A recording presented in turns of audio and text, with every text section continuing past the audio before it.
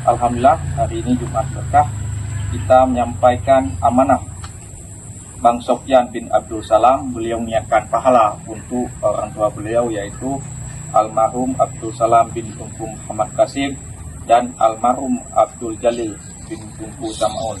Semoga orang tua beliau ditempatkan di sisi Allah Subhanahu wa Ta'ala dan keluarga yang beliau tinggalkan mendapatkan syafaat dunia dan akhirat.